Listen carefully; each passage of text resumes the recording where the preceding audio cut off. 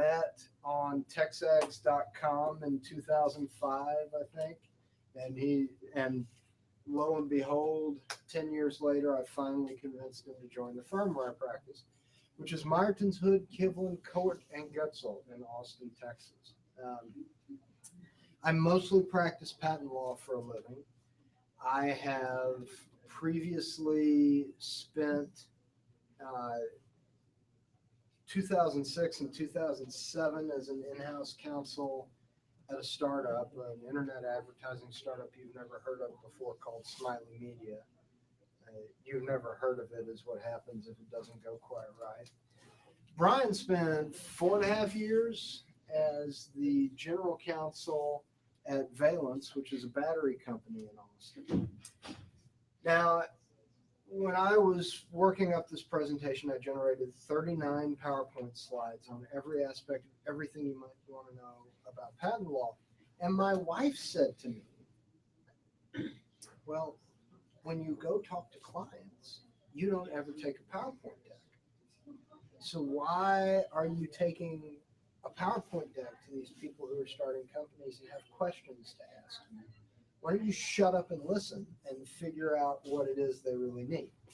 So I've got some stuff to tell you. Most of it's old war stories. Some of them are even true.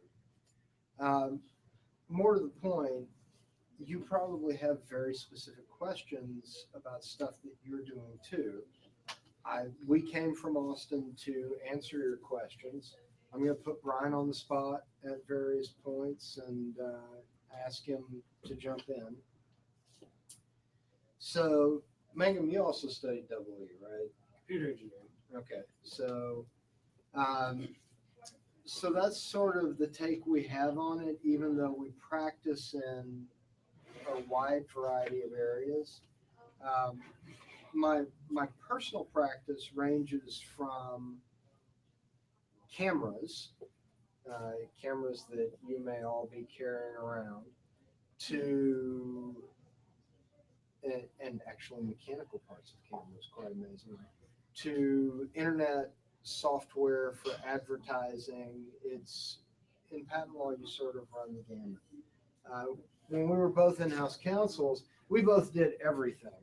Brian has negotiated transactions all over the world. I've negotiated real estate leases and handled employee discipline and stuff.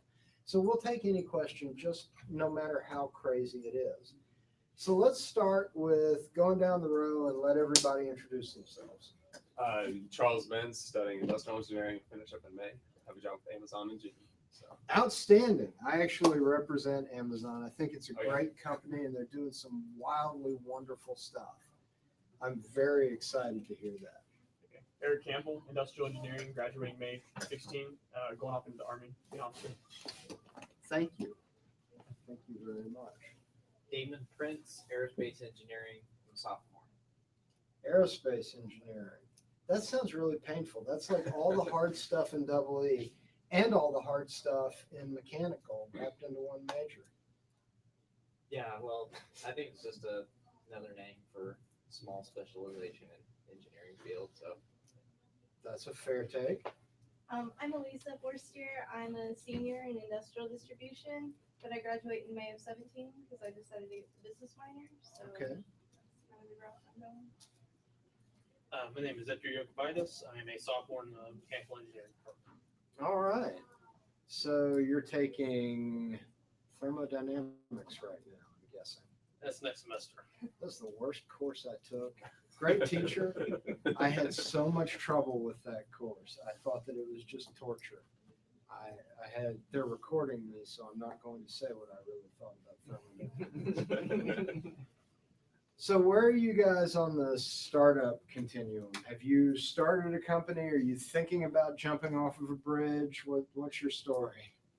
Not entirely sure. I saw the email for this presentation and thought it sounded like an interesting little pop-up class to take. Okay. This past weekend, I visited the A&M Law School because I'm looking to get a law school, and so I thought intellectual property, and we'll try it out and see how it is. Outstanding. We definitely need to talk after this.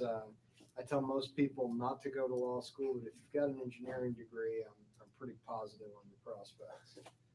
was actually in the product evaluation stage for a device.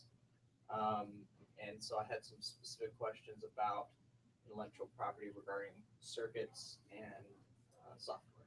Woohoo! I know something about some of those things. Just in the idea stage, just for some on the backside while I do my full-time job. All right. Well, I'm starting senior design, and like if something comes up that could monetize it, I'm definitely interested in it. I'm also prototyping something for a home gym right now. Okay, cool.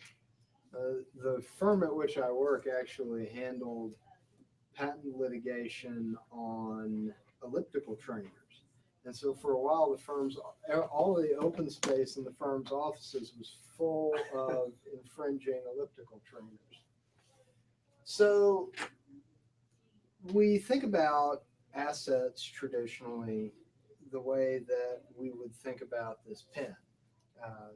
If I'm going to sell you this pen, then you give me money and I give you what, I may give you the physical pen, but more importantly, I'm giving you the exclusive right to possess the pen. And that's sort of a very easy to start with abstract concept. Here's a pen. The next level of abstraction is the idea of owning land. And everybody's pretty comfortable with that, right? Because we've all grown up around it. You can't take the land with you, but you can enjoy exclusive use of the land. And that's the bundle of ownership rights with the land. You can be on the land, you can raise crops on the land, you can exclude other people from being on the land. And so, but that's a more abstract right because you can't really hold the thing. And intellectual property rights are a yet further degree of abstraction. With the land, at least you can see it. But with IP, you'll spend a lot of time defining what it is. And the way that I tend to define IP when somebody says at a cocktail party, "Oh, what do you do?" And I say, "Well, I'm a patent lawyer," you know, their eyes glaze over. So I don't say that anymore. I say, well, I help people own ideas. And in the broad universe of ideas, there are sort of three main directions you can go. We'll call one the patent and trade secret direction. And this is broadly making things. And then there is the trademark direction, which is the identity direction. This is sort of who you are and what you do. And then the third direction that this goes is copyright. And in copyright, we are protecting particular expression. Now, what you may be thinking is, well, okay, this is a patent class. Why do I care about trademark and copyright? Who's got a cell phone? And who has an Apple cell phone? Okay. So if I want to know if you've got an Apple cell phone, I don't have to say, do you have an Apple cell phone? I just say, show me your phone. And if I see the Apple logo on a cell phone, I don't have to ask if it has the most advanced cell phone cameras in the world. I know, right? That's the role of trademark. The Apple logo trademark protects the logo identity of Apple. You know, we think here about trademarks. Well, you guys, some of you at least, and some of you aspire to, are wearing trademarks on your finger every day in the form of your Texas A&M ring. And that is a place where value is created because I'm in Ventimiglia on a train platform and I see your ring and I think, oh, I want to talk to that person. Maybe I want to do business with that person.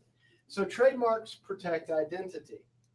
Copyright protects the expression of ideas. So what do we think of that can be copyrighted? We think of books, television shows, software. So again, going back to the cell phone, the logos are protected by trademark. The software that runs the phone may be protected by copyright. And the parts of the phone and the software may be protected by patents and trade secrets. All of these different forms of ideas are protectable in this one product. And some of them overlap. Going back to your Texas A&M ring, if you go to the Patent Office records, there is a design patent protecting the design of the Texas A&M ring from about 1935. That design patent's no longer in force, but it's still there and you can go see it. There's a trademark protecting both shanks and the crest, and that's still in force. Trademarks last in perpetuity for as long as you continue to use them. Patents have a fixed term. You could also protect your Texas A&M rings design as a copyright as a sculptural work of art. Yes, folks, it is a work of art, I promise you. So what that illustrates is that any idea or any product may be protectable in multiple ways. And they have different costs. They have different benefits. As a practical matter, you'll be making business decisions about what it is you want to protect. What's your product?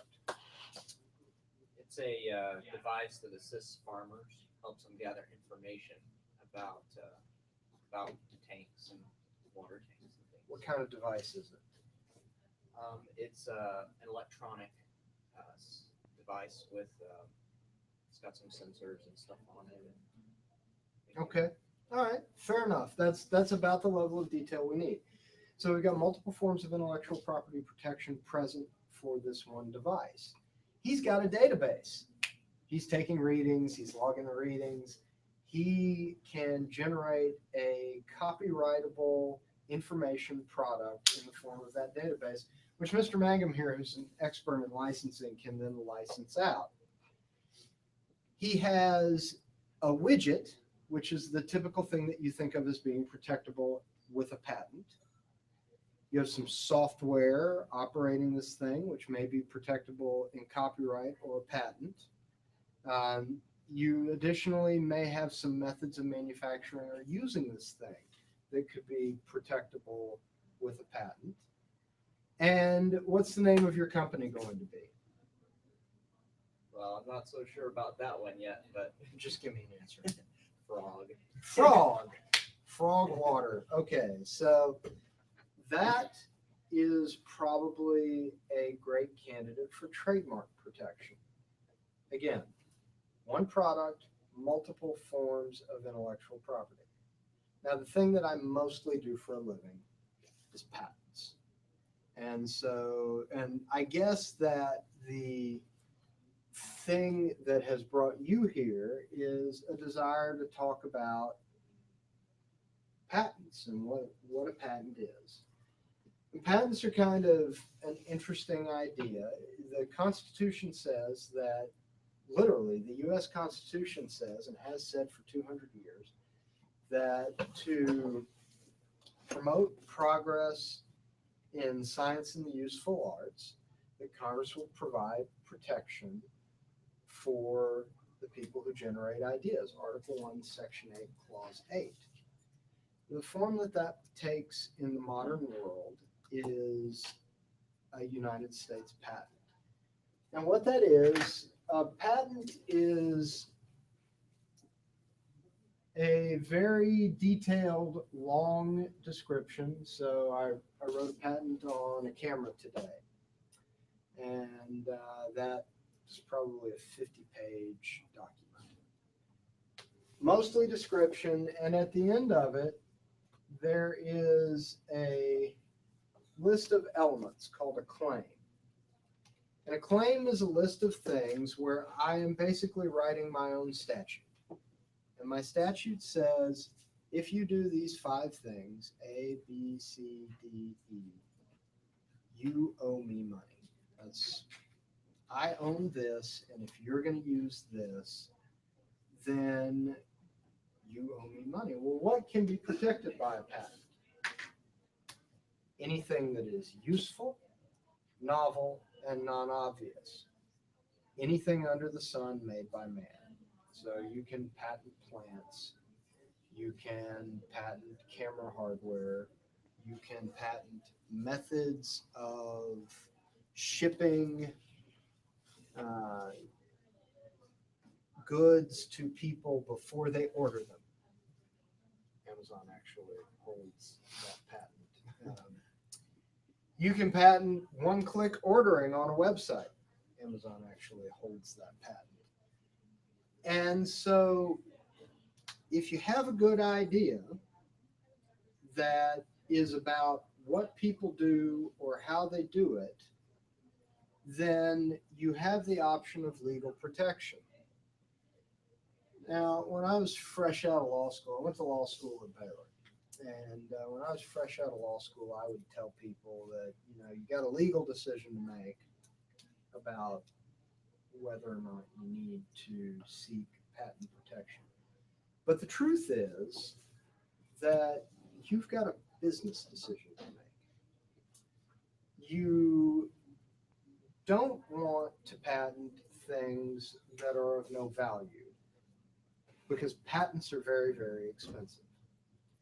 What you want to do in making the patent decision is to take a look at your business plan and decide where value is created in your business plan and make sure that you own those things that create value. So the first phase of the decision to patent or not to patent is a what question. What is it, thank you, ma'am, what is it that we want to protect? Well, we want to protect the thing that makes value. Specifically, we want to protect the thing that generates revenue that other people are going to be irresistibly drawn to copy and make money off of our ideas and our hard work. We're making a public policy trade-off with the patent system, which is you tell the public what your idea is, and for a limited term that looks a lot like 20 years, you have the exclusive right to do that thing in the United States. You have the exclusive right to make, use, or sell that idea or product. And literally, if you were watching the news from the Consumer Electronics Show in Vegas last month, federal marshals showed up and seized a bunch of hoverboards that were patent infringing. Somebody had a U.S. patent. Some guys in China had made some competing knockoff hoverboards and shipped them into the country. And the patent holder was rightly upset and went and got a federal judge to say, hey, seize these hoverboards. And so they did. And that's what the patent right gives you. It gives you security in your interest in this critical thing.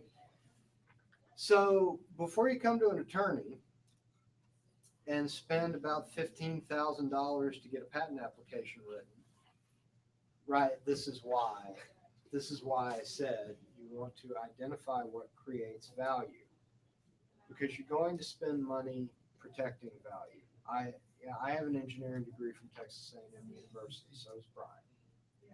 We could be out doing useful work, and instead we're lawyers. And somebody's got to pay us to be lawyers rather than do useful work, because Well, we have to go buy beer at the Dixie Chicken to make ourselves feel better about the fact that we're not doing useful work. And so patents are very expensive. You want to focus your patent protection on the thing that people will copy, that by copying will interfere with your ability to make money. And that leads to, these very long conversations about what's special about your product. What is the real innovation here that somebody's going to copy? And that will be different for every one of you. What do you think that your innovation is? Well, I actually am more worried about copying someone else's idea than actually obtaining some sort of patent or protection for the idea itself. Oh, welcome to the 21st century. If you make oodles and gobs of money, somebody is going to say that you're violating their patent. I'm not joking. Having He's not litigated, I'm sorry. No, he's definitely not joking. You might see me too. Yeah, I mean, the thing is, I'm going to go back to the cell phone example because this is where I'm making my bread and butter.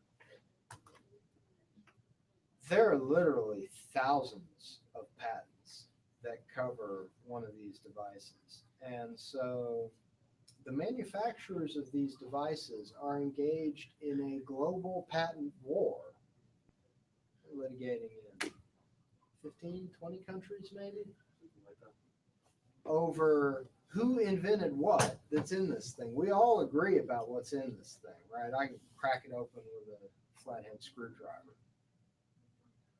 And there are parts of it that represent, the camera team at Apple is 800 people. And the camera in this device represents the work of 800 people. And if an identical camera shows up in a competitor's phone, Apple's going to be unhappy. There are all these manufacturers with stuff out there that they look at this as they've invented some of it that other people are using. Samsung has asserted against various manufacturers that various manufacturers are violating its patents. Ericsson has asserted against various manufacturers that various manufacturers are violating its patents. I don't know anybody in the Western world who's in the cell phone business who doesn't think that they invented something. And if you were to launch a new cell phone today and it were to be successful, you would get sued for patent infringement. That's all there is to it. So welcome to the brave new world. This is not the first time that an industry has been this way. Aviation was this way in the 1920s. It's what's called a patent thicket.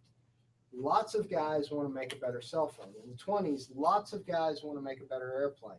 In the 1880s, lots of guys want to make a better sewing machine. And so they all go out and they all file patents or file patent applications, and they get their patents, and then they start suing each other. And litigation ties up the courts, and lots of lawyers make lots of money to go to the Dixie Chicken and buy lots of beer to make themselves feel better about not doing useful labor. So you identify the thing that creates value. What was the thing that creates value? The market that we're trying to develop. Well, that's dangerous. What's so special about your market? Well, at the moment, it's more of word of mouth, and it's more of kind of localized at the moment, and so perhaps the product being sold or the marketing itself is almost worth more than, say, the idea. Okay. Now, if your primary advantage is marketing, what is to keep an incumbent let's say John Deere, who's already got a marketing channel into the same group of farmers, from coming in and beating you into the ground with a bigger marketing budget? Probably can. Well, that's the thing you need to work on. In the long term, what makes a business successful is having a moat, having some non-reproducible advantage that other people can't take away from you. That's the business I'm in, is helping entrepreneurs figure out what their non-reproducible advantage is and protect that thing. It may be that for you,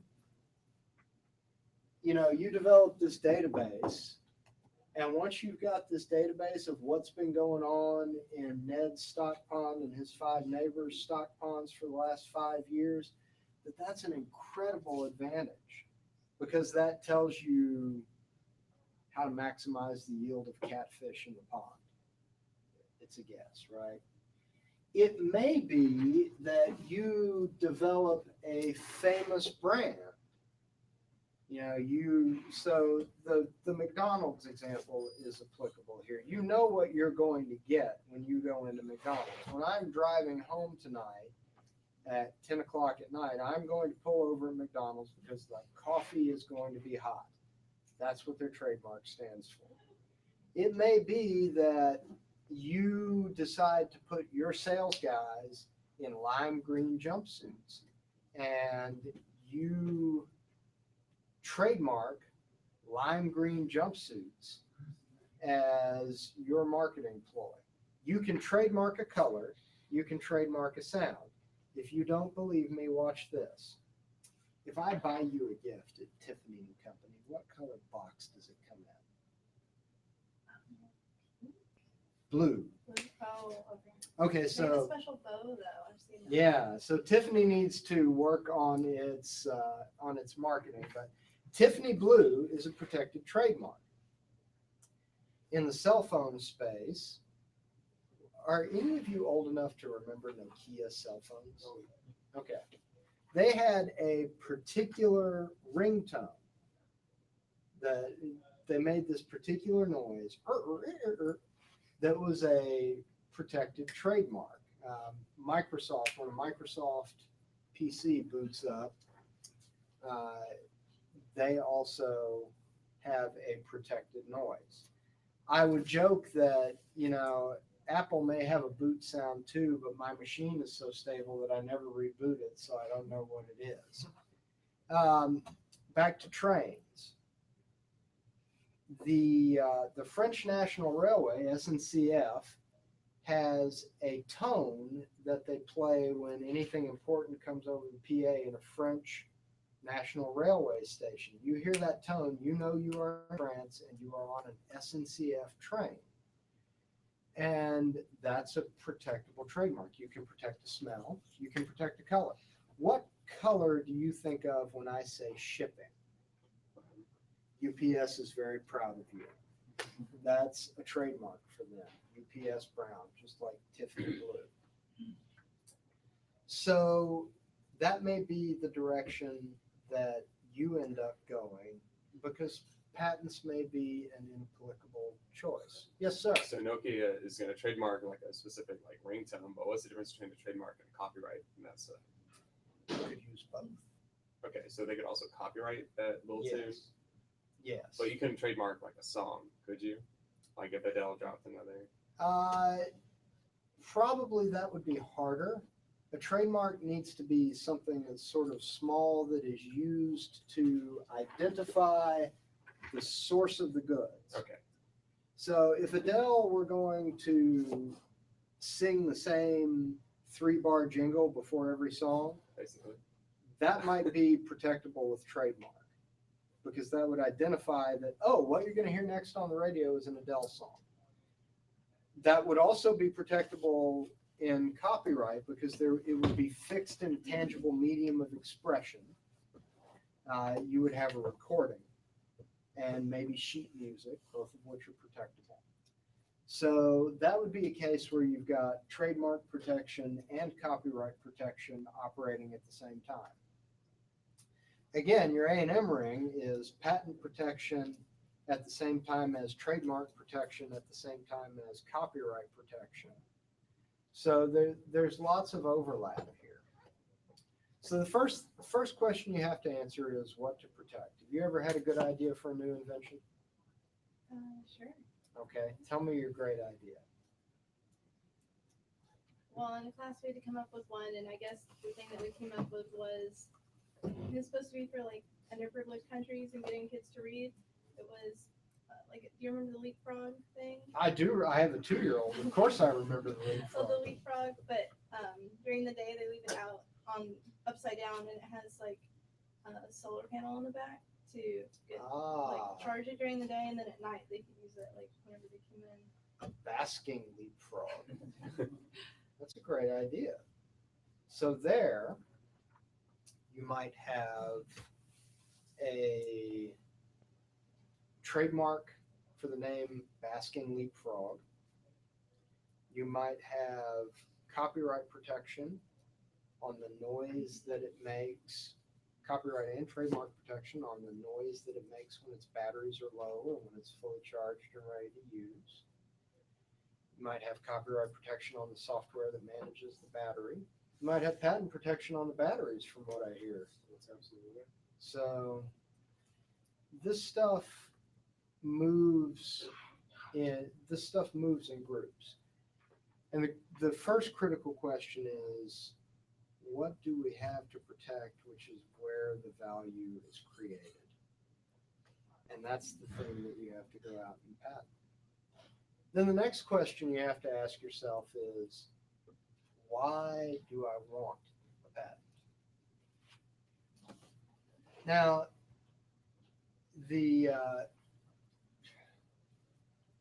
there are some companies who exist solely for the purpose of getting patents and shaking people down with them. And there are some companies that exist to generate legitimate innovations and to license them to established industry partners. There are companies who have engineers but don't have any facility for actually making things, and they just come up with a semiconductor design, ship the design off to Asia, and it gets made by the bazillion in Taiwan. And so there are patent companies where the patent is the product. And there are product companies where you want to keep people out of the product market. And in a startup, you may think you want to be either one of those things, and you may not. It is generally true that there is a correlation between having a patent application and about a $300,000 bump in value. So at valuation time, during the dot-com boom, a lot of companies came and went, and during the bust they failed. And so now that we have all of these data sets of companies that have come and gone, we can look and say, well, what was the valuation at each funding round, and how does that correlate to patents? And what we found is that for spending about $30,000 on an application and subsequent prosecution of the application, you get about a $300,000 bump in valuation. But that's a correlation. We're not sure that that's causation. Now, if you were potential clients, I might tell you that it was causation.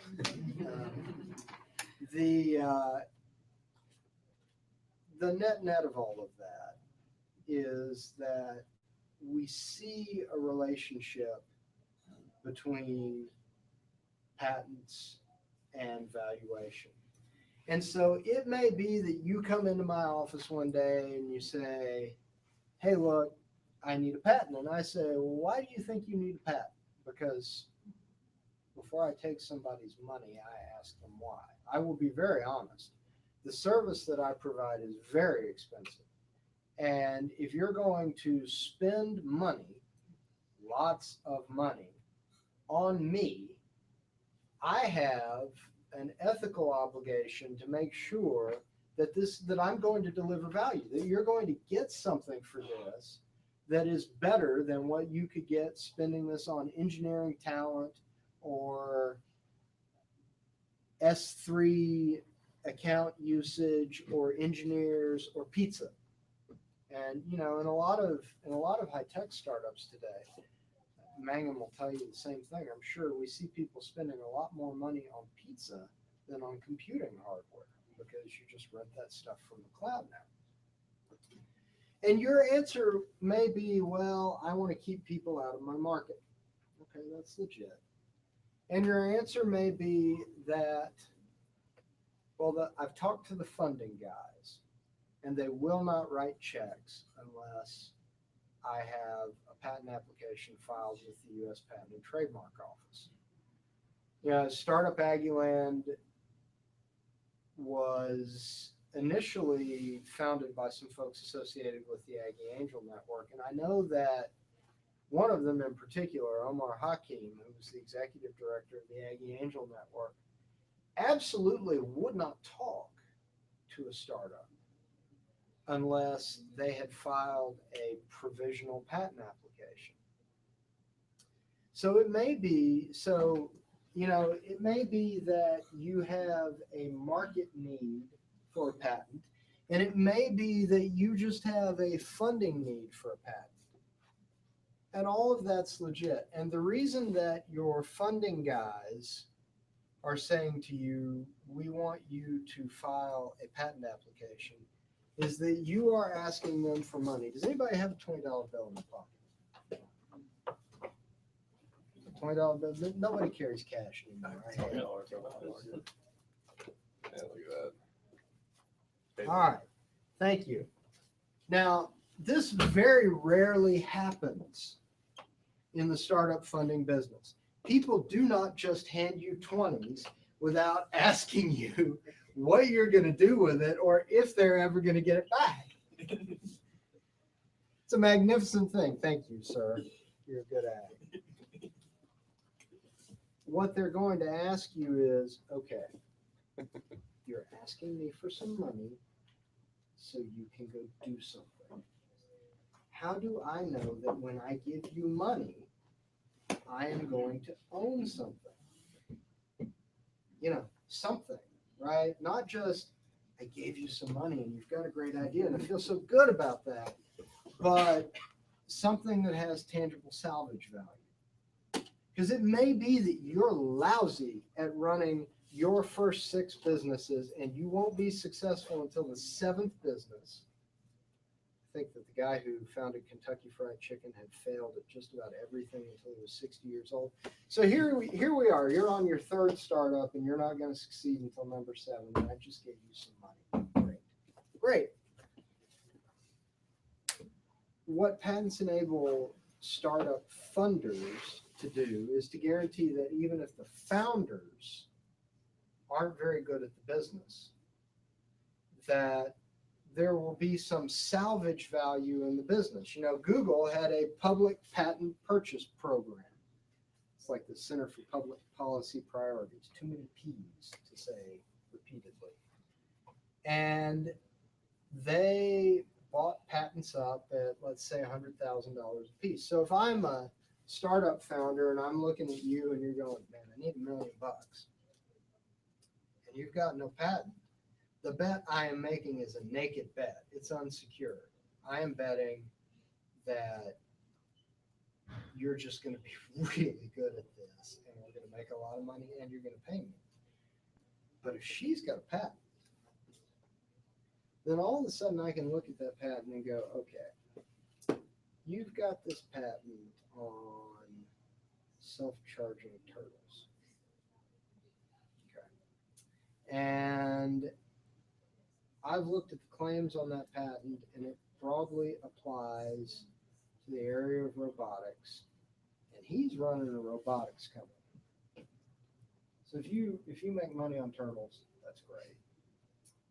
But if you don't make money on turtles and your business fails, I'm going to use that patent to get some money from him. And so it creates a salvage value that gives investors a sense of security with regard to buying into a company, right? I mean, an investor is buying into your idea. This is a very brave thing. I don't know that you know what you're doing. I mean, you know, it's not at all clear to me that George Marshall could run the Ford Motor Company. George Marshall probably could have run anything, but you don't know anything about automobiles, do you? Okay, a little bit. Enough to build one? Scratch Okay. So, but you might start a company on this whiz-bang idea you've got for automobiles.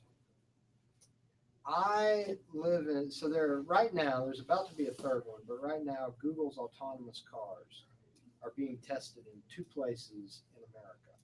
One of them is in San Jose, and the other one is in Austin, Texas. And so, on the order of every day, the Google cars drive by my house because they're headquartered just about a mile from my house, I think. So we'll see 3 or 4 of them. So my daughter, my 2-year-old in the stroller will point at one and go, Google car, Google car. And sure enough, this autonomous car will drive by. And yesterday, I was feeling kind of prankish. And so I walked out in the street in front of one to see if it would stop. It did. They're really quite reliable about that, though apparently bicycles get them in trouble. But starting a car company from scratch is a complex thing, even if you've got a great idea for how to make a better car. If you come to me for funding for your car company, because you've got an idea for how to make a better car, I want you to have a patent application filed.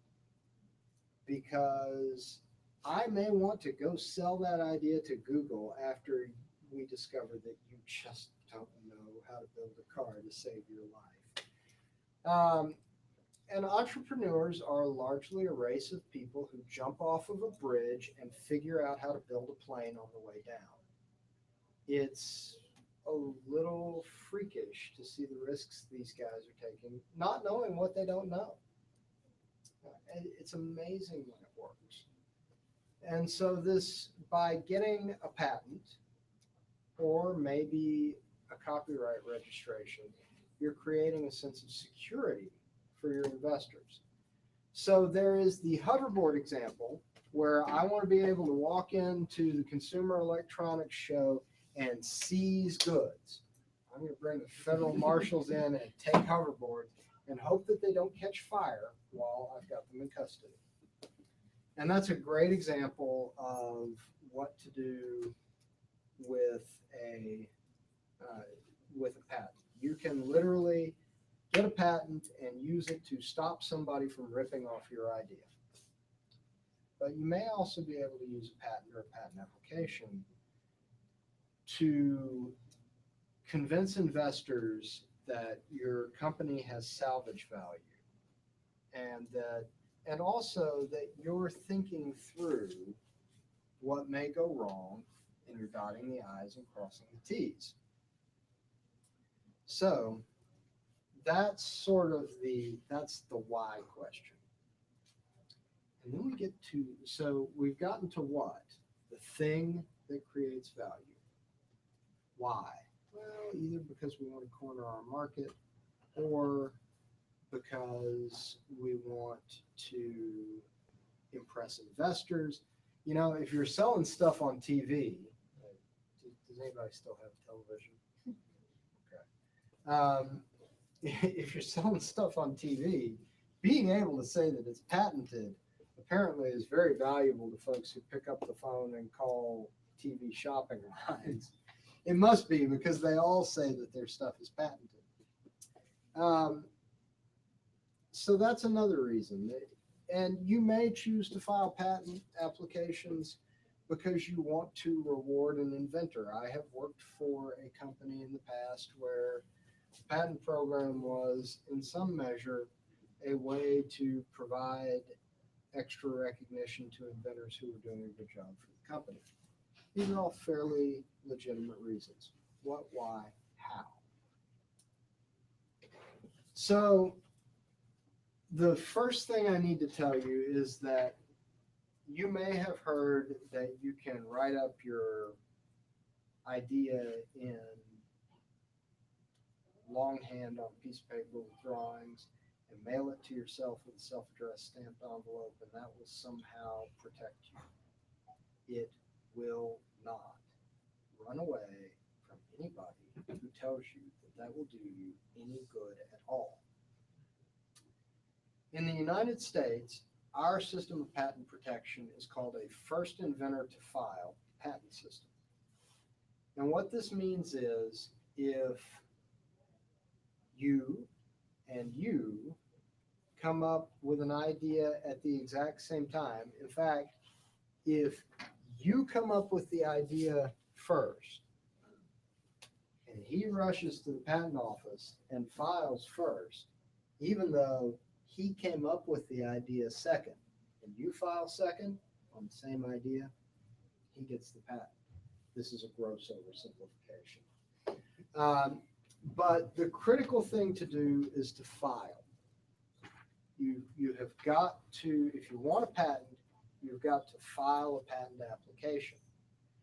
Now, we didn't go into what patents are and how they work at any particular level of length, because that's sort of the nuts and bolts after you figure out why you're doing this. But the requirements for a patent are that it be novel, that it be not obvious, and that it be useful. Novelty means nobody's done it before. So I do a database search on the patent database, nothing comes up. That's novelty. Non-obvious means that in view of everything that's been done before, I look at everything that's out there and it's not obvious to a person having ordinary skill in the art. We call those facetas. It's not obvious to a person having ordinary skill in the art to do this thing. So the example that I give for, now non-obviousness is the trickiest concept that patent lawyers deal with on a daily basis because it's kind of like obscenity. It's hard to define, but everybody knows it when they see it. Except patent examiners. Right, except they see it everywhere. They see it everywhere. So the way that I describe non-obviousness is the Reese's peanut butter cup. It is, when I was a little kid, they had these commercials about the invention of chocolate and peanut butter together. And all of these commercials are a guy with some chocolate and a guy with some peanut butter in a circumstance where they meet up. They go, chocolate with peanut butter. Who would have thought of that? Well, if it's something that ordinarily would have been thought of, then that's obvious. So if there are bicycle tires out there that have inflatable interior inner tubes, and you have invented a car, and it's got solid rubber tires, and you then file for a car, a patent on a car, with inflatable rubber inner tubes, the patent office may say that that's obvious. It was done with bicycles, car's a lot like a bike. The person having ordinary skill in the art would find that obvious.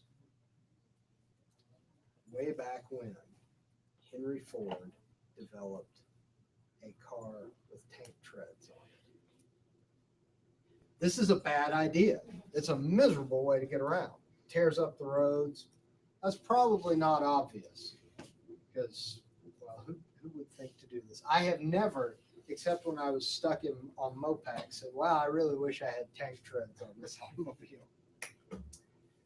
So the requirements are novelty, non-obviousness, and usefulness. And if something wasn't useful, you wouldn't be coming to me to talk to me about it.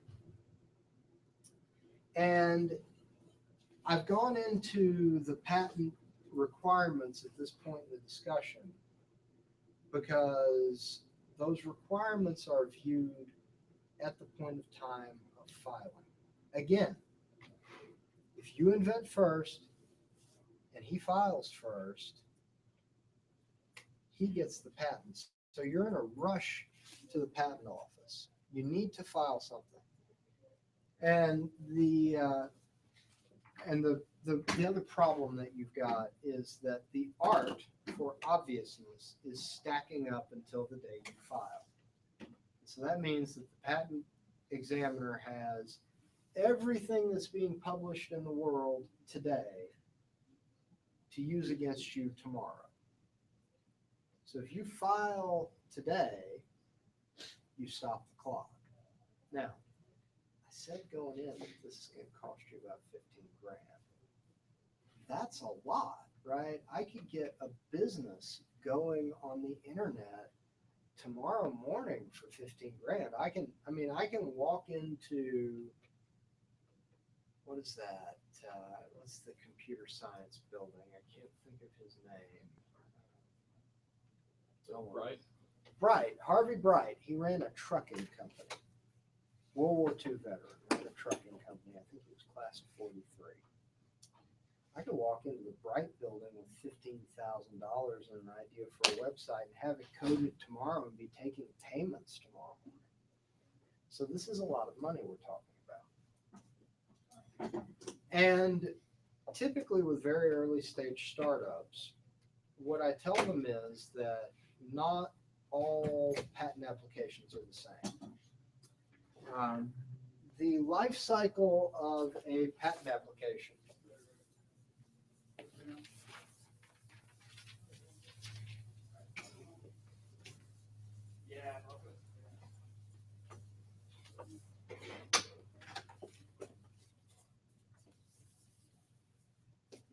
That's bad. Okay. The life cycle of a patent application is, this is the commercial.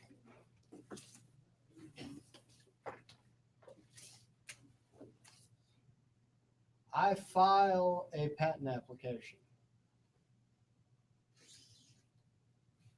It sits in the patent office for, let's call it 27 months. Then we enter into examination.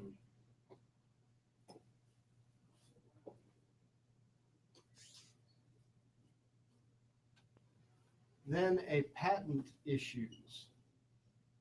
Now you'll notice that I didn't say how long this takes. And that's because it can take 90 days and it can take 10 years. 2 years is average. What's your longest one?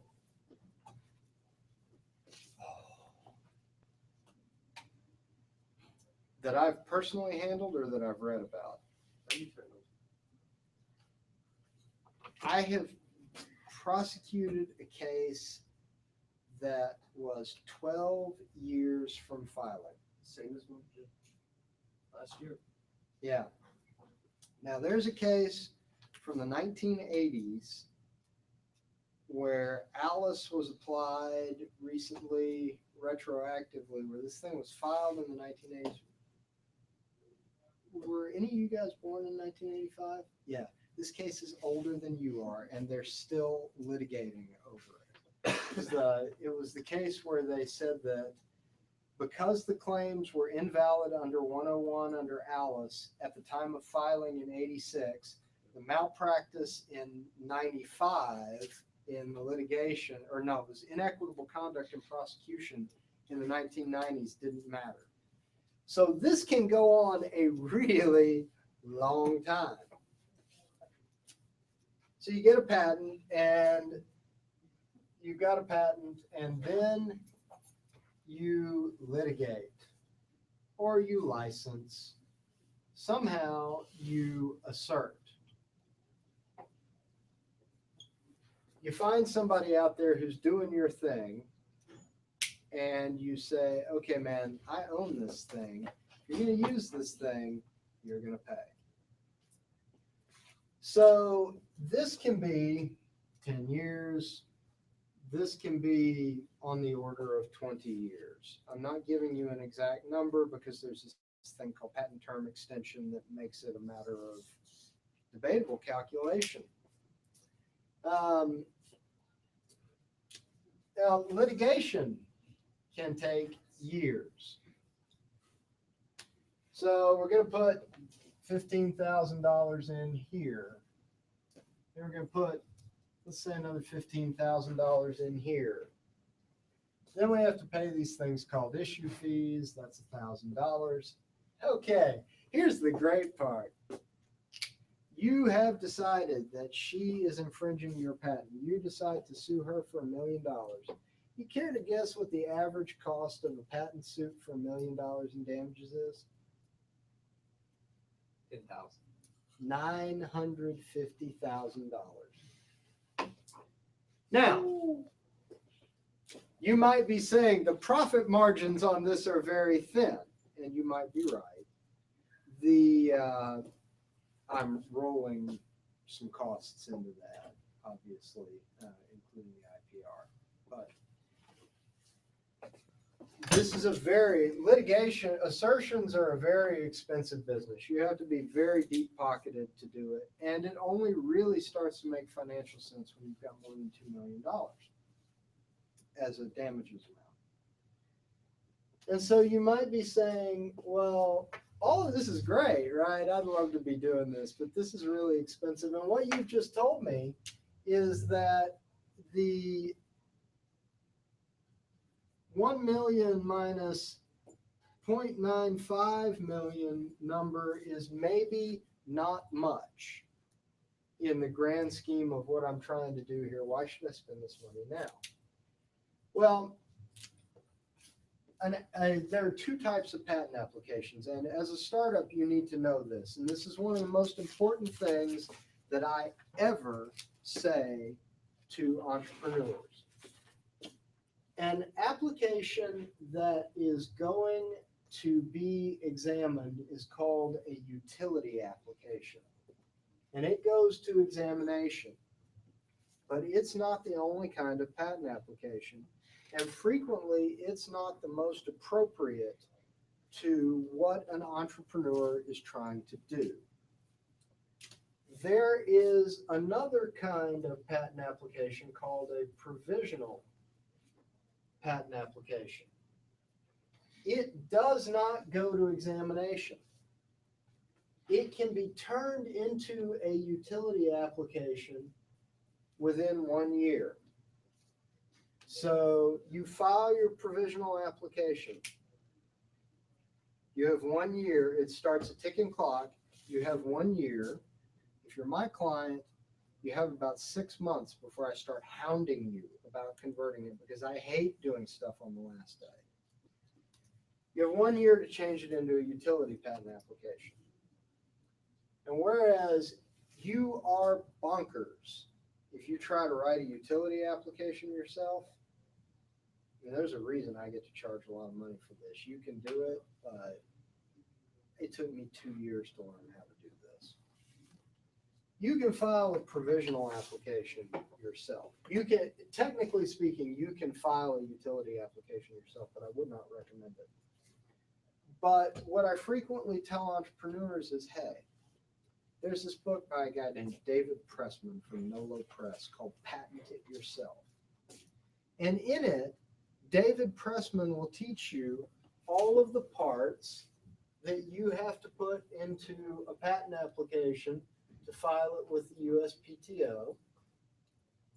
And he will teach you how to pay the $100, or maybe it's $150 now, provisional patent application fee. And that'll get you on your way. That will help you deal with startup funders who want you to have something filed. They're never going to read it. They just want you to give them the filing number so that they know it's there. They're going to count the digits in the filing number, go, oh yeah, that's a legitimate serial number starting in a 61. Now, I charge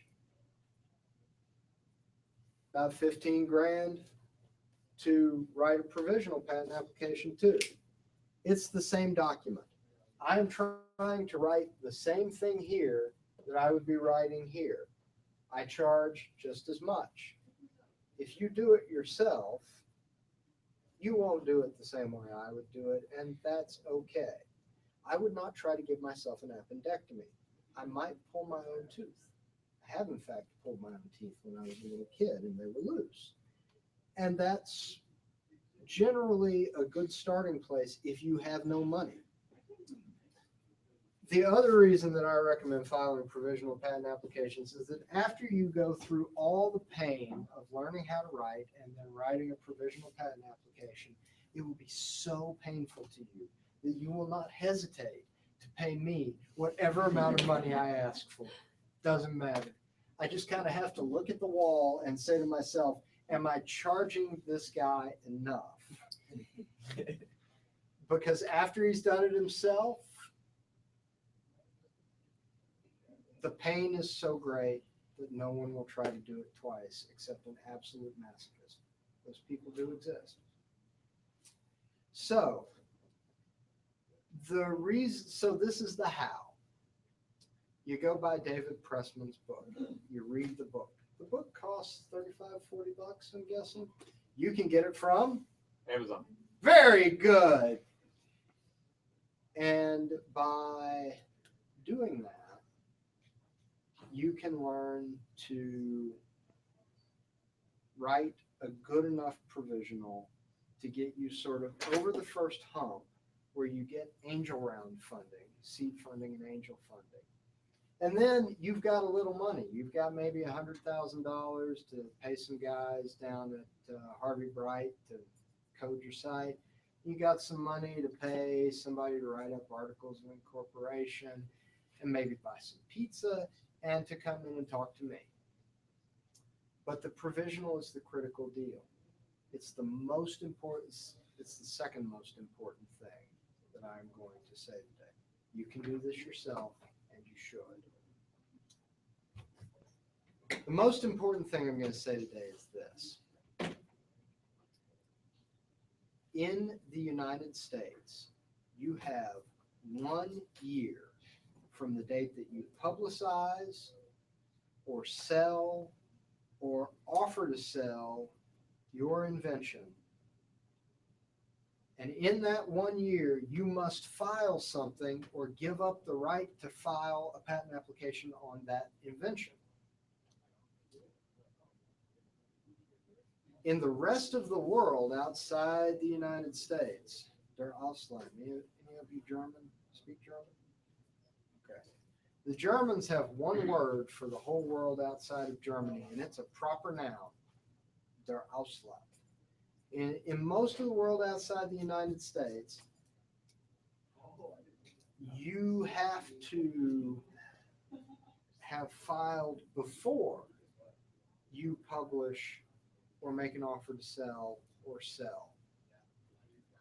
or make any public disclosure. That's scary because a good entrepreneur is constantly running his mouth about his great idea. You got to have some marketing Elvis. You've got to file. If you're going to be selling these things in Brazil, you have got to file before you start offering to sell them. Otherwise, you won't be able to get protection in Brazil. If you are, and Europe's the same way. I'm interested in Brazil because Carnival starts tomorrow.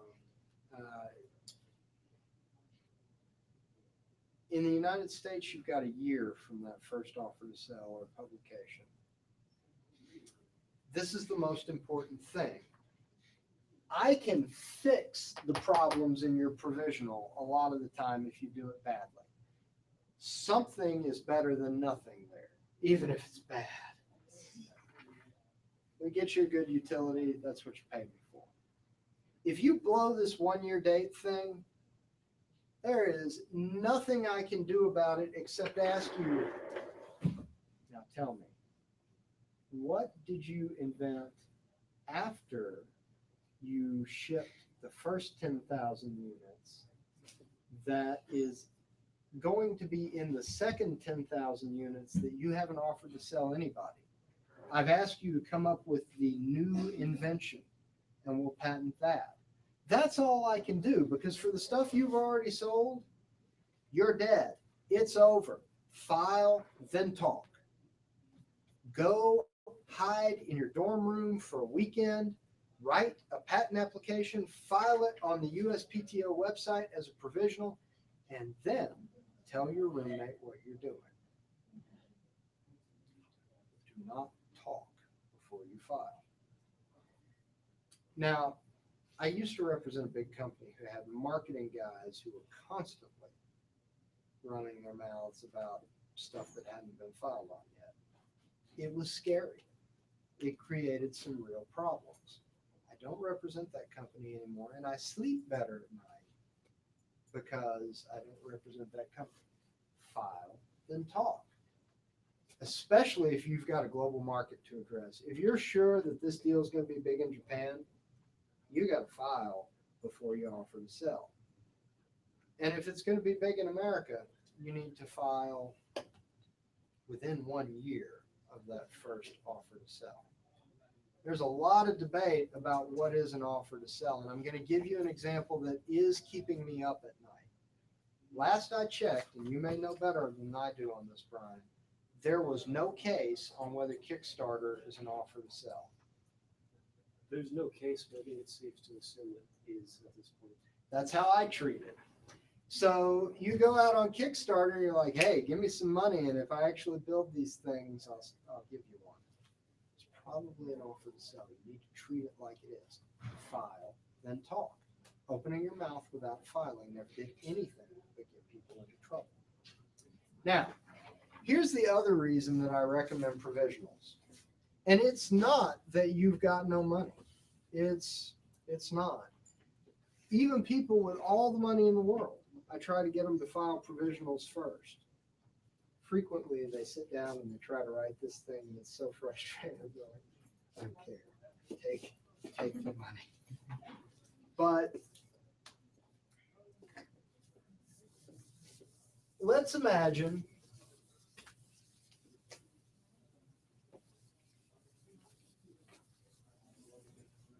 that you come to me and you say, my business is here, and my critical advantage is right there.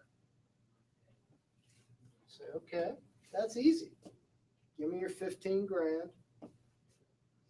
I'll write you a patent application that covers your critical advantage.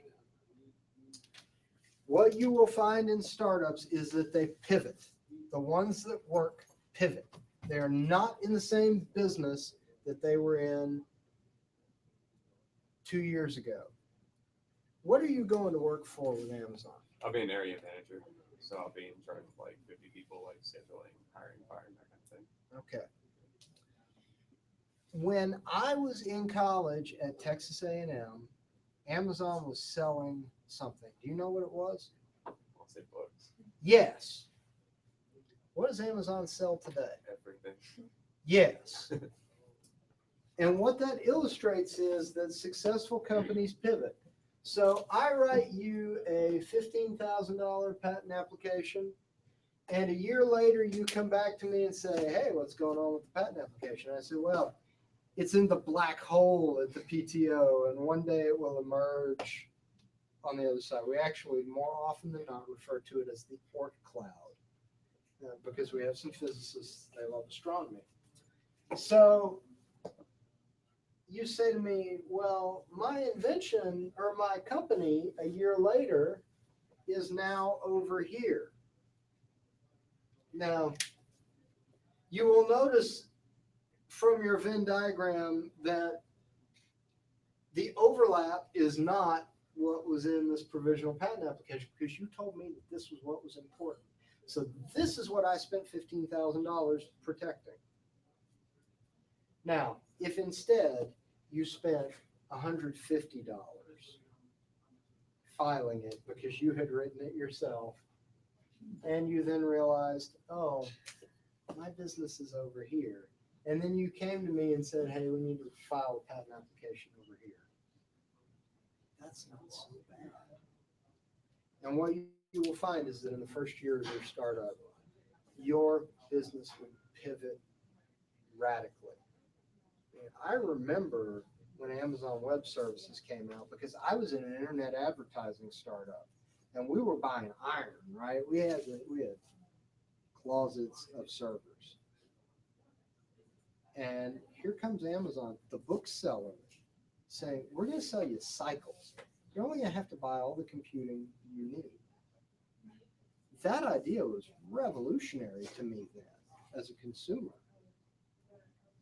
If you think about the most successful companies in the world, what was Apple doing when I was a little kid? Well, they were building these big, like this big, not very powerful computers, though we loved them then, don't get me wrong. You had to put a monitor on, and there were these floppy disk drives, 5.25-inch floppy disk drives. And then we got 3.5-inch drives, and we thought that was really cool. These startups pivot. Apple's in the phone business now, in addition to the computer business, but you may or may not have Apple computers. You may or may not have computers at all. I didn't bring a computer with me to this talk. I brought my phone. I've got my iPad in the car, but I didn't bring a clamshell with me. They pivoted. Amazon pivoted. They still sell books. You should go buy patents yourself from Amazon. But they also are into streaming. Patent lawyer up in Dallas told me, oh man, you need to see The Man in the High Castle. Okay. They pivoted. Google. Well, they started out in Advertising. search. Advertising came second. Advertising was how you monetized search. Fascinating, isn't it? Mhm. And now they're building cars, and the cars are so cute. My 2-year-old loves them.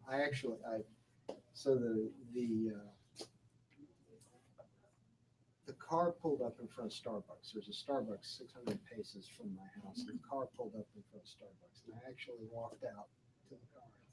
Will you take my daughter's picture with this car? Because this is, if you think about it, automobiles weren't auto until the 21st century. You had to drive it yourself. I drove myself here. And when my daughter is sitting where you are sitting, she is going to think that the idea of daddy driving himself to College Station is laughable because cars are going to be self-driving. And in fact, Volvo has an autonomous model now. I think it can change lanes. So that technology is coming. I'm excited. I'm a relentless technology optimist because in the time since I sat where you were sitting, the world has been transformed. I now know my specific genetic risk of prostate cancer because I gave some saliva to some people who said, hey, put some saliva in a box and we'll tell you what your risk is. That's astonishing. And that didn't exist when I was an undergraduate engineer. So great companies pivot. I'll give you a Starbucks example. Starbucks started out as a bean company, not a coffee company, and certainly not a sugar water with a slight coffee tinge to it. But they started out in the roasted bean business. And when the current CEO came along, he said, guys, the money is not in beans. The money's in cups. The guys who owned it did not want that business model, but they eventually sold to it. It was a brilliant pivot. And your startup, if it is successful, is going to pivot by investing $150 in the provisional and investing $15,000 in the utility a year later when you actually know what people are willing to pay for, you save expenditure for the pivot. Because again, the funding guys are going to look and they're going to go, okay, he's got an attorney in there, it's going to be all right. And then once we figure out where the money's actually coming in, that's when we spend your money to protect your business model. So that's the trick. Get a book, read the book, file the thing yourself. You've all taken, what is it, English 310 technical writing. So you can do this. Is that you? They took that out. I didn't take it either. Did So you take English description? I guess it's just never mind. okay, yeah, I tested out of it also. I used AP credit. So point is, you can write. This is doable. So now I didn't get into the specifics of patents yet, and that is something that I should do. But I've sort of saved it to the end because this is the part where most people start this discussion and it loses people. But now that you know now that you know the business stuff that you need to know, I'm going to tell you the lawyer stuff that you may or may not find interesting.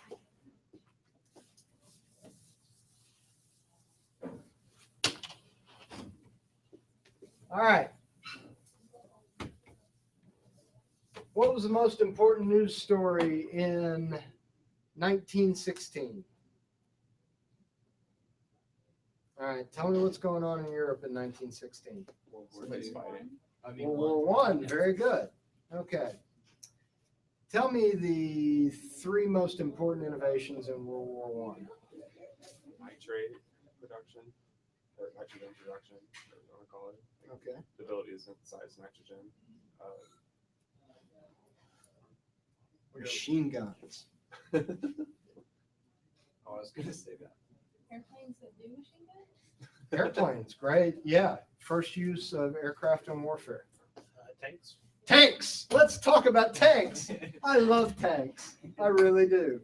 I think that tanks are magnificent examples for patent discussions. All right. So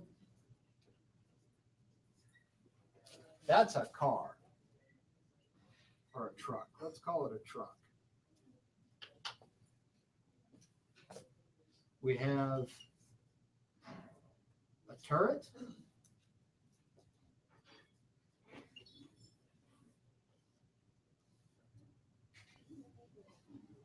We have a cannon.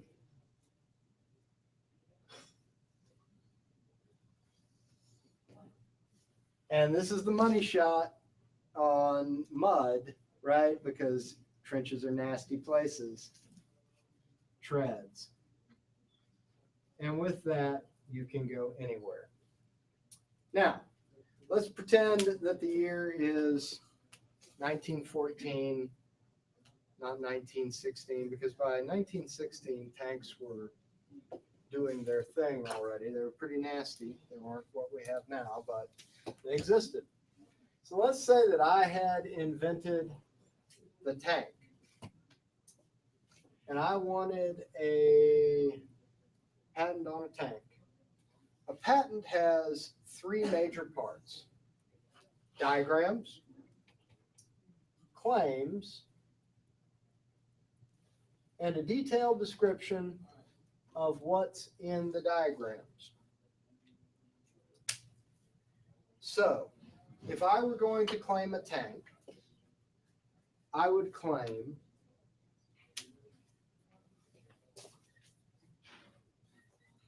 a truck with treads and armor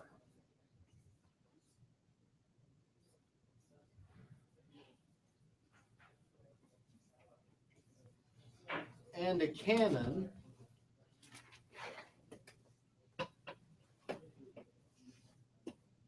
and a turret. Okay. Now, I write up my patent application. I draw a tank, write up my patent application. By the way, the best book on patents I've ever read is a history of John Moses Browning's patents that led up to the M1911 pistol. Beautiful discussion of the history of 1911 the M1911 series firearms told through its patents. I like to shoot. He's also the Browning, like the machine gun inventor, right? Yeah, Okay. yeah, one of the most prolific inventors in American history in the mechanical arts out of Ogden, Utah. All right, so I draw, I write up a detailed description, and I come up with some claims. Now the examiner, the way patent examination works is that the examiner looks at all of the literature out there.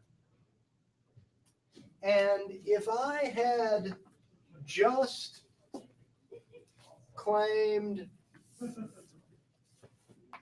these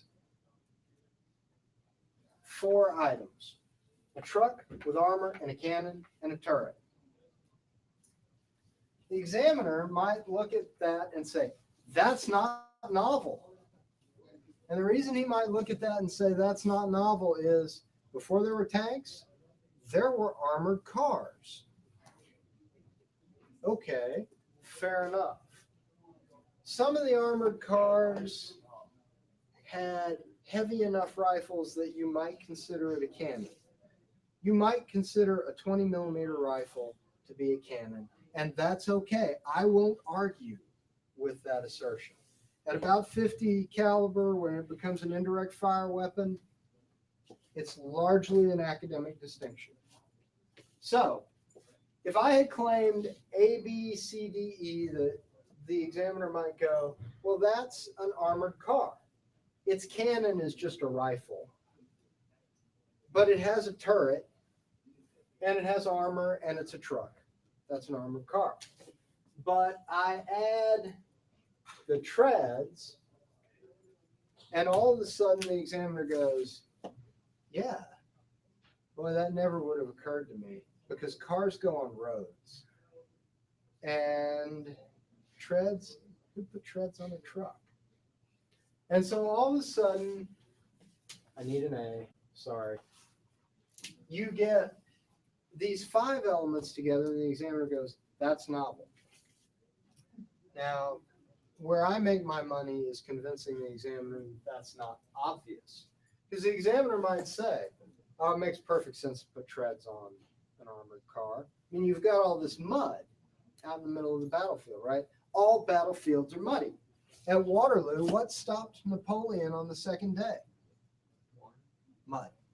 It rained all night, and Napoleon's reinforcements were late, and that's why Wellington won.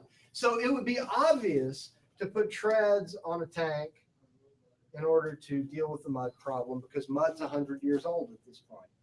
This was actually, last year was actually the 200th anniversary of the Battle of Waterloo.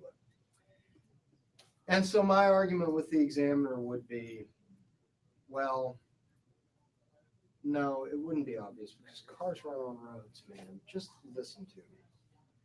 And literally, this is how I make my living. And, you know, I told you it's going to cost you 15 grand to write it, and then 15 grand to get me to convince the examiner that you deserve a patent. That's exactly what I'm sitting there doing, is arguing that 3.5 volt electronics is not obvious when everything is 5 volt. And that there's a little bit of an art to that. If I couldn't do patents, I'd probably sell used cars. Sometimes it's a lot the same. So let's say that the examiner agrees. Oh yeah, man, with those treads, yeah, this is patentable. This is novel. It's not obvious. Why would you put treads on a Model T? I don't get it. Or Model A, I guess, in 1915. So then my competitor comes out and he designs a competing tank, and I go sue him. I literally take this thing called a claim and this goes to your question about getting sued, and I say, is it a truck? Yes. Does it have treads? Yes. Does it have armor? Does it have a cannon? No. Let's say that my competitor, this was actually done, don't laugh, has put a flamethrower on a tank. Not a cannon. This patent is not infringed by this tank. So what you need to do when you're reading a patent or when you're writing your own provisional patent application is think through what's already out there, you know, in terms, what's the examiner going to see that's already out there? And what do I want to own? I want to own tanks that have both cannons and flamethrowers. And so maybe what I need is a weapon. And so I should show pictures of both tanks with flamethrowers and tanks with cannons. So that's sort of the nuts and bolts of a patent. I can tell you all kinds of painful things about searching and drafting. I mean, that's what I do for a living. But that's the tank example. And you can do this yourself. You can, I mean, I could, as an exercise, if I were a real sadist, I could make you all claim your pencils. This was actually an exercise in one of my first patent law classes in 2001. But I'm not going to do that. Now, I'm going to turn it over to you guys, and I'm going to answer whatever questions you've got now that I've given you sort of the nickel tour of what patents are. Remember that chart you had with a bunch of eyes on it? So a company like Apple, I really don't see them sitting around between filing and the examination of a patent for 27 months. Do they expedite it, or do they like? Well, I can't talk to you about Apple's specific patent strategy. Okay.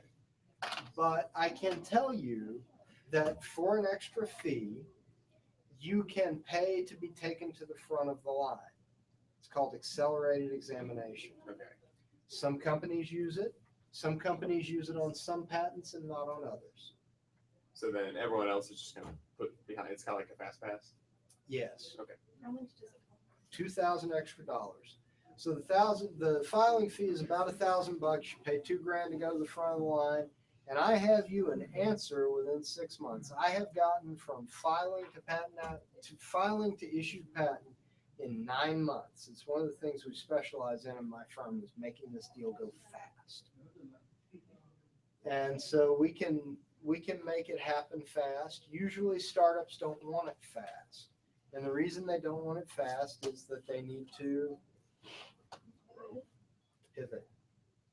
Exactly. They don't know what the business is. They don't need a patent. There's some funding guy who wants a patent application. So we give it to him. I think that's a really important point. And also that provisional might buy you a couple of rounds of funding if you're in the angel stage. Actually, some of the VCs aren't even particularly sophisticated on patents. They're always going to ask you, but if you tell them you have an application on file, normally that's as far as it goes. And what the VCs will tell you is that they will take a mediocre idea and a good team over a good idea and a mediocre team any day of the week. Because they realize that the idea is going to change. So it's not, they don't have to be sophisticated about patents. They have to be sophisticated about people and about money. What else do you want to know? Well, typically in all these startups, this is one of the things I never got. Like, if you were to buy into my company and get 30% for $1 million or something, what do you expect out of that?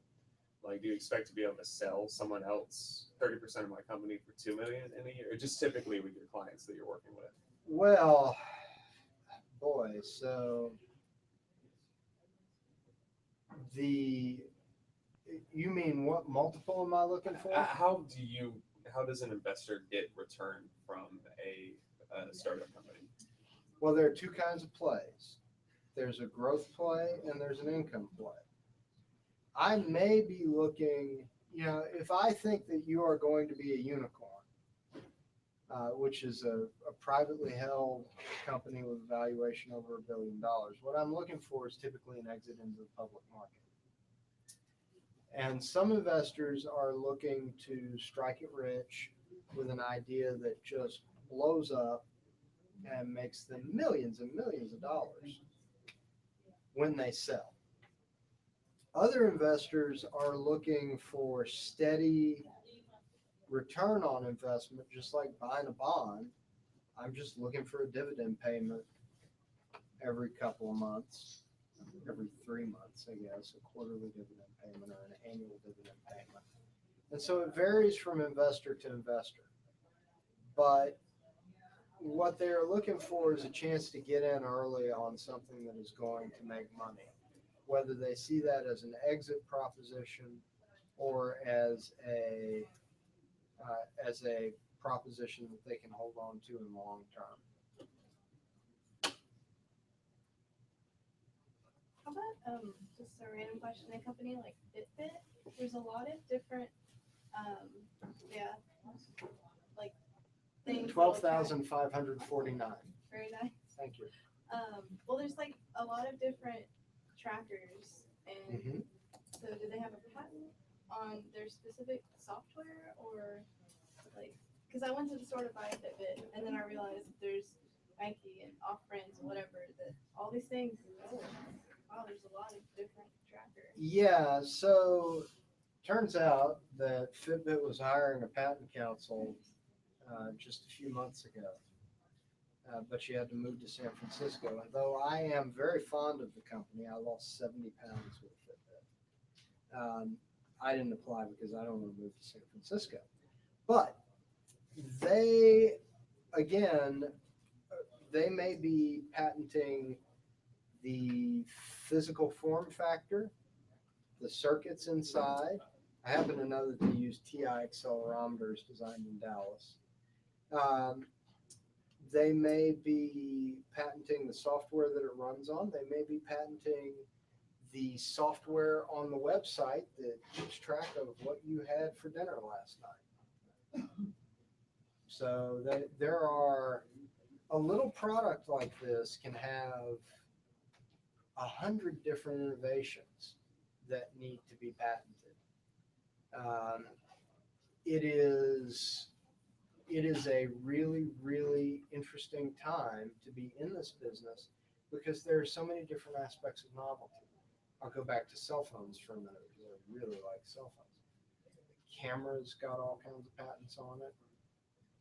The communication with the tower has all kinds of patents on it. The screen has all kinds of patents on it. There are thousands of patentable inventions in 2 to 3 years difference in cell phones. Now, what will eventually happen is that Fitbit will, or some company, the tracker space will eventually resort to patent lawsuits, just like everything else does. The automotive business does. Everybody does it eventually. When we entered World War II, in spite of having invented the airplane, we were behind most of the European powers in terms of our warfighting capability in the air, because the U.S. aviation industry had been in the grips of a patent war for 10 years between Wright and Curtiss. And so we came in 10 years behind because those companies have been so busy litigating that they hadn't had time to innovate. So that's a good question. So if there were to be some recombination of information that's in the public domain, then does that mean that that recombination is patentable or not so? Yes. it is patentable. Let's go back to my tank example. Trucks existed. Treads existed. Armor's been around a couple of thousand, 4,000 years maybe. Cannons, I have touched a cannon that was probably 700 years old when I was there. A turret, well, it's a turret. It's a can sitting on a pole. So yeah, all those things are within the public domain, and it is the combination that creates the uniqueness. And if you think about this, we give patents on molecules. Well, molecules are all combinations of stuff that already existed before we started. I guess that if you were if you were using radioactivity to generate the molecule, you might theoretically generate a molecule whose atom was peculiar and did not exist before, that it probably wouldn't be stable. So yeah, the elements, taking a bunch of stuff, the fact that something is made from stuff off the shelf doesn't mean that it's not patentable. If you look at the evolution of the patents for the M1911 pistol, Browning is starting with parts from other guns and slowly changing them. The gun gets to about 1910 and becomes the sidearm that you would recognize and know how to use today. So yeah, the existing parts are no bar to patentability. Now, it's always easier to convince the examiner that something that's totally new is patentable, as opposed to a combination of existing parts. But the decision to make the combination may be where the patentability lies. And what happens if a device or an item only has, say, half of the claims made from another for some other patent? So you're asking, what if my competitor designs a tank with a flamethrower? Yeah, or even just the truck with treads base. Yeah, so in order to infringe this patent, I have to have all of the elements of this patent. It is a checklist for infringement, and without all of the elements, there is no infringement. So that's a very good question. And if you can find, so there's a subset of the business that I do for a living called design around work. And it's literally, I take your patent, I figure out which one of these parts I can live without, and I figure out a way to make this machine work without the one part that I think is removable. So I've got a friend who's a patent lawyer in Austin. His name is Andrew Dillon. He's a judge now, actually. And once upon a time, he invented an oxygen sensor specifically because his client came to him and said, I need an oxygen sensor that does not infringe this particular patent. And so Judge Dillon, before he was a judge, back when he was just a lawyer, wrote up a patent that could do this oxygen sensor work without all of the elements. He knocked out one element and designed around it. They rewarded him for it with shares in the company. It's a neat thing. So do you actually go and like talk and argue with the patent guy? Or is it all in writing? You can go, or you can do it all in writing. And have you ever done an in-person interview? No, I haven't either. it's usually a telephonic interview. Oh, okay. Yeah, it's very cheap to make a phone call. It's very expensive to put me on a plane. So, Where's your office located? well, the main patent office is in Alexandria, Virginia. There are satellite patent offices in Detroit, Dallas, San Jose, and Denver. And so the patent office has gotten smart, and they're broadening out so that in order to become an examiner, people don't have to move to DC. DC is expensive. Nobody wants to live there. And one more question. How, as someone who's trying to develop something, how do you understand and combat generalities in the claims of others' patents? Well, you go to law school and you get a law degree, and you charge a lot of money for that service.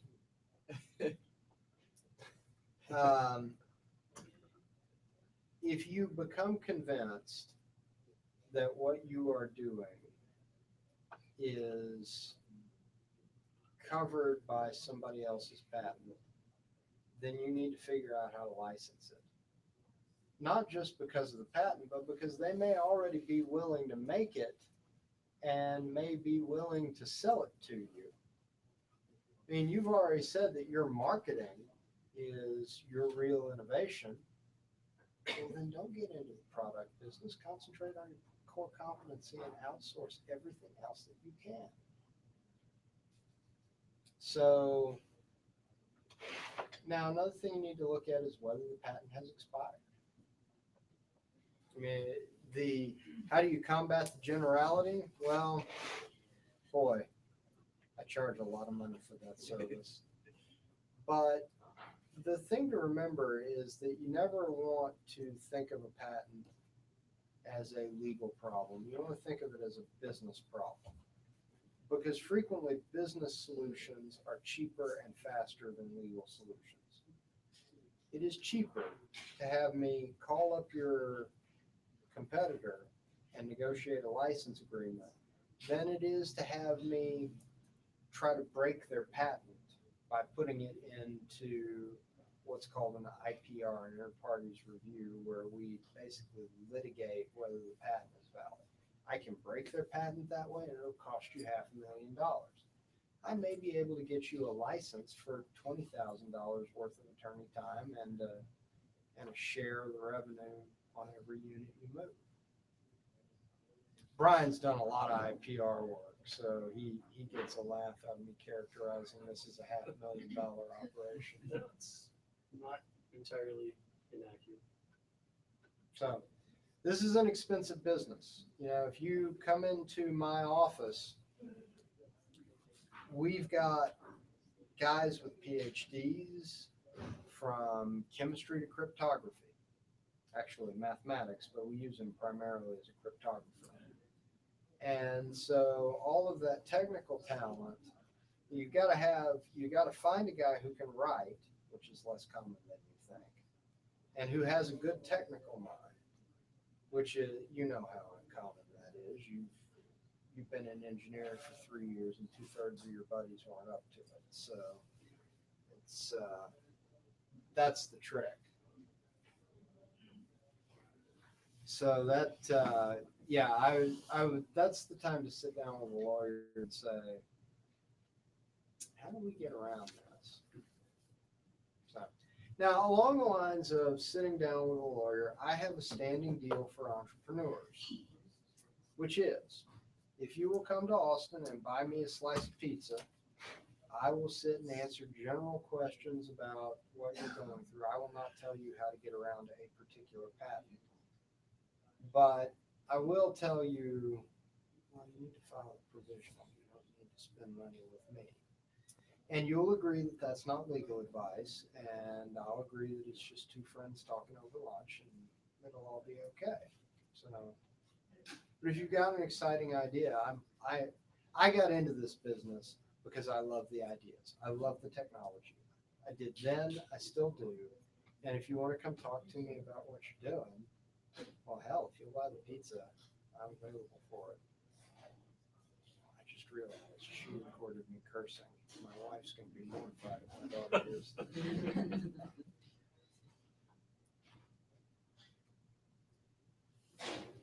What else have you got? Have I bored you into a stupor in an hour and 45 minutes?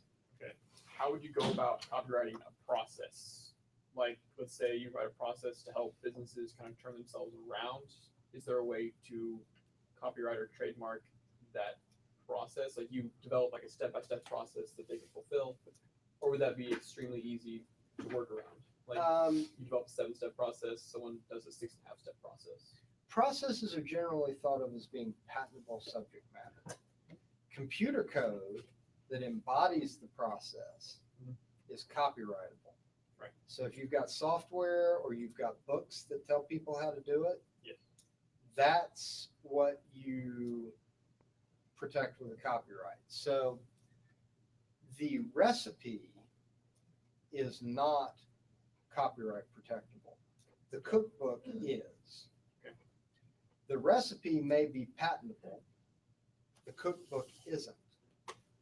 And you can have a trademark on the Betty Crocker cookbook or on Betty Crocker's Wonderful Brownies.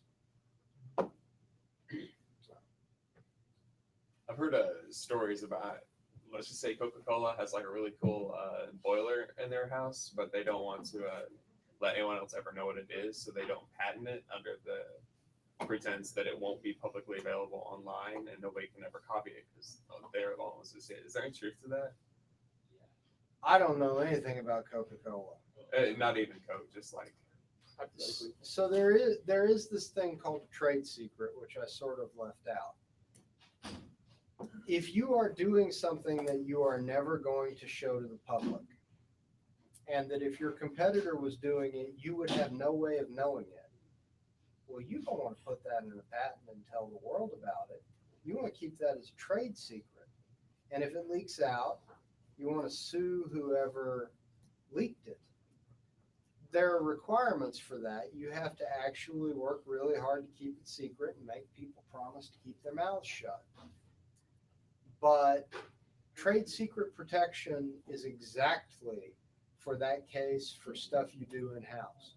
A trade secret is no good for a widget you're going to sell the whole world. Ring wraps are patented, by the way.